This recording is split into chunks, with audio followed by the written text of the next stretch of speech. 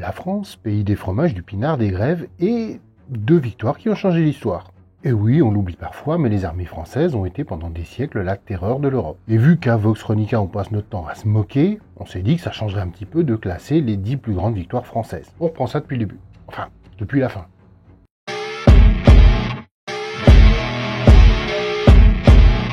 Entre batailles éclatantes, coups de génie et grosses baffes infligées à nos voisins, certaines victoires françaises sont devenues légendaires. Alors on va déjà remettre les vaches au milieu du pré, ou plutôt la bataille au milieu du classement. Désolé, j'ai pas de meilleure vanne pour l'instant. Avant de remonter le classement des victoires françaises du 10 au 1, on va remettre les choses au clair. On a un petit système pour savoir qui mérite sa place au soleil. On n'a pas classé ça en mettant nos préférés à nous, comme si on était sur Allociné, mais selon 3 critères. Un impact historique, politique et symbolique. Avec 3 points pour haut, 2 pour moyen et 1 pour faible.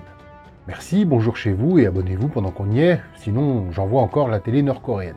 C'est ainsi dans la joie et la bonne humeur que nous allons ouvrir le bal en 10e position avec la bataille de Gergovie. En 52 avant notre ère, Vercingétorix est LE héros gaulois du moment qui réussit à unifier les tribus gauloises, et même ces andouilles des Duènes qui avaient appelé César et qui ont foutu le chantier en Gaule. Vercingétorix met en place une stratégie de guérilla, et sur Vox Chronica on a déjà vu qu'une guérilla bien faite gagne à tous les coups, sauf en Corée. C'est par un beau matin de 52 avant notre ère que Vercingétorix se trouve à Gergovie, perché sur son oppidum et au sommet d'une colline. Pourquoi là ? Parce que c'est juste imprenable d'à peu près partout, et que contrôler Gergovie, c'est contrôler une partie stratégique de l'Auvergne. Bref, le mec a joué la sécurité et la hauteur. César pose le piège. Comment ? Classique, il encercle la ville, tente d'attaquer les points faibles, mais il doit monter une colline, franchir des fortifications bien pensées, pas exactement le chemin le plus confortable. Il s'ensuit une série d'assauts qui ne donnent strictement rien.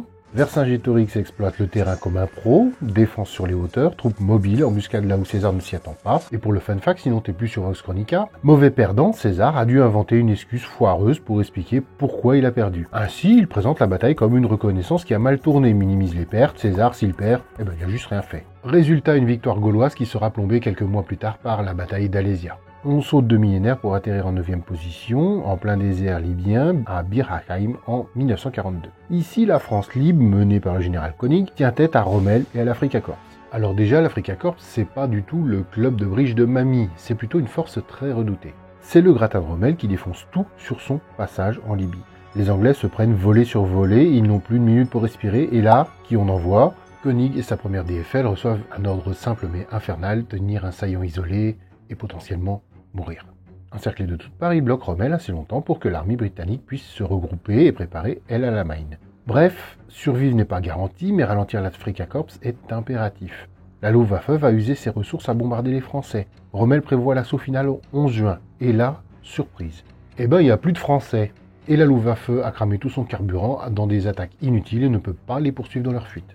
Il s'ensuit une victoire dans la défaite, comme on les aime en France, avec une très bonne 4e place, mon cher Thierry, mais une symbolique aussi grande que De Gaulle. Mais un impact stratégique et politique moyen qui sert une cause et pas vraiment un pays. Après avoir fait un méchoui de renard du désert, on va foncer à la 8e place et à la bataille de Fleurus en 1794. Et là, le topo est simple, la Révolution française contre une coalition européenne qui pense écraser la République comme une crêpe bretonne. 26 juin 1794, l'armée française de Jourdan tient ses positions près de Fleurus en Belgique. Face à elle, une coalition hétéroclite d'Autrichiens, de Hollandais, de Britanniques qui veut écraser une révolution jugée trop contagieuse. Mais la France a un petit bonus technologique, le ballon d'observation accroché comme un cerf-volant géant qui scrute les manœuvres ennemies. Et donc, à l'intérieur du drone ballon, un mec qui est en train de tout noter les mouvements de l'ennemi. Les Français plient, mais ne rompent pas. Les coalisés s'acharnent sur le centre, espérant percer comme d'habitude, sauf que cette fois, la discipline républicaine tient bon.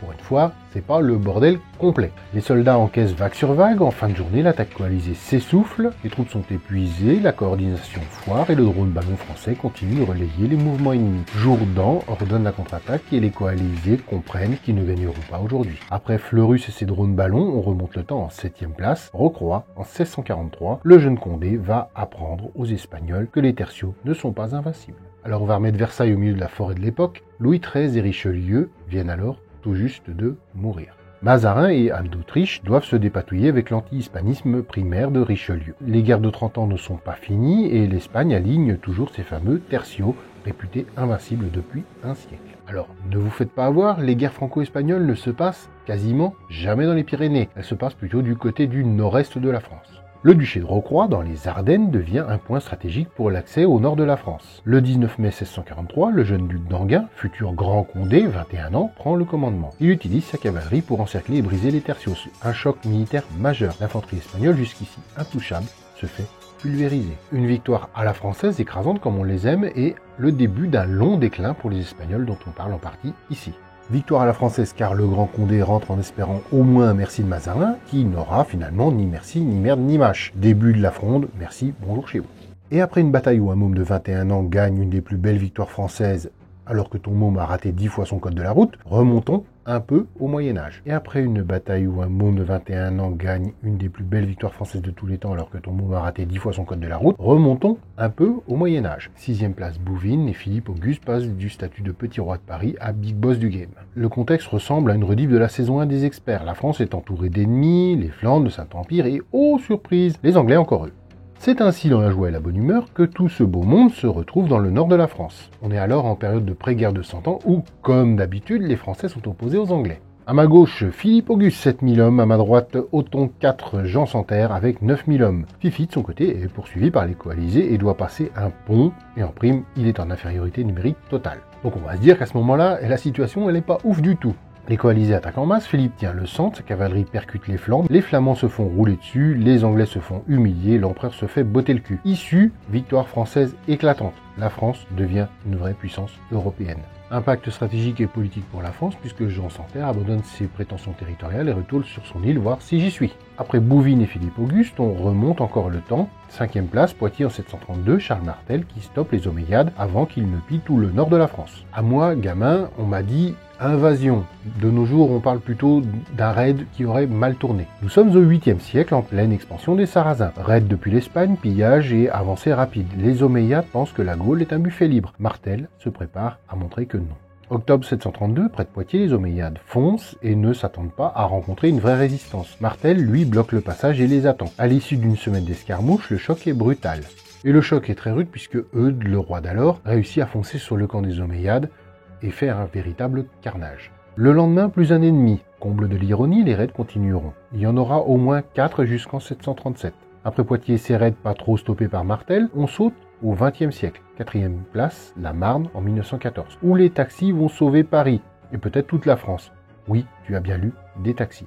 Août 1914, la guerre éclate et la France, comme d'habitude, n'est pas prête à faire face à l'armée allemande. Les Allemands foncent alors droit sur Paris comme dans une pub pour le TGV. Et là, ils vont faire une première erreur. Là où ils devaient encercler Paris par l'ouest, ils se rabattent plus à l'est que prévu pour ne pas isoler leurs armées. Et là, stratégiquement, ils vont même quasiment montrer leur cul à Paris. Et le délire de Joffre est alors de faire attaquer la 6e armée quasiment dans le derrière de la première armée allemande. Les renforts sont envoyés, 6000 hommes transportés par les taxis parisiens. C'est surtout symbolique et sans gros impact sur la bataille. Mais ça a une gueule terrible pour la propagande. La première armée est stoppée puis recule, ça fait un nouveau trou, les Britanniques vont dedans, et victoire stratégique alliée. Pas une paix, mais la certitude que l'Allemagne n'écrasera pas la France en 1914. La guerre éclair est morte, place à la guerre des tranchées. Et voilà, après la Marne, Paris est sauvé, les Allemands reculent, et on se dit que parfois même une armée qui recule peut gagner. Enfin presque. Mais avant de passer au podium, faisons une pause pour la mention honorable. Oui, il y a des batailles qui ne sont pas dans le top 10, mais qui méritent largement quand même qu'on s'y attarde un petit peu plus. On parle de Magenta et de Solferino 1859 qui vont pas vraiment aider les Français, mais qui vont aider surtout les Italiens. 1858, Napoléon III et Cavour ont un deal. Les Français aident le Piémont contre les Autrichiens en échange de quelques possessions, à la condition que le Piémont provoque l'affaire. Les Italiens finissent par se faire attaquer par les Autrichiens, donc deal conclu. Napoléon III entre dans la mêlée, les Autrichiens prennent pied à Magenta, espérant empêcher les Franco-Sardes de se rejoindre. Ainsi, les Français sont sur le fleuve Tessin et remontent vers le nord, les Sardes sont eux au nord, et les Autrichiens au milieu en espérant empêcher la jonction. Les Autrichiens résistent puis cèdent sous la pression, victoire franco-sarde. Après la victoire de Solferino, les Autrichiens reculent.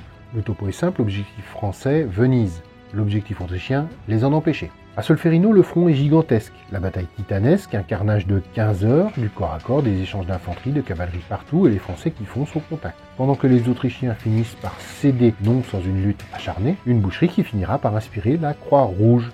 Merci qui? Henri Dunant. Et voilà, Magenta et Solferino, ça a l'air joli sur le papier, Napoléon gagne, les Italiens unifient leur pays, la Croix-Rouge naît, mais côté France, pas grand-chose.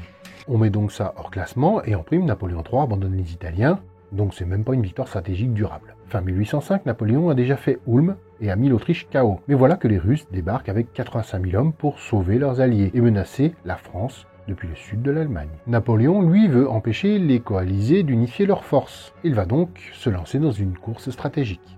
Résultat, les coalisés se retrouvent coincés à Austerlitz sur le plateau de Pratzen. Les Français ont l'air faibles, le centre est exposé, les ailes légèrement repliées. Napoléon fait semblant de se faire peur. Il laisse même quelques villages ouverts. Et l'idée de Napoléon est simple, jouer au poker menteur. 2 décembre 1805 matin, l'attaque massive du centre coalisé. Napoléon masse ses forces pour prendre le plateau pendant que les coalisés descendent vers sa droite. Pile comme prévu. Chaos complet pour les Alliés. Résultat, 12 000 à 20 000 ennemis mis hors de combat, contre seulement 1500 Français touchés. Merci, bonjour chez vous, masterclass de Napoléon. Elle est en 3e position, pas plus haut, parce que même si c'est une victoire magistrale et exemplaire, elle ne change pas directement le destin intérieur de la France.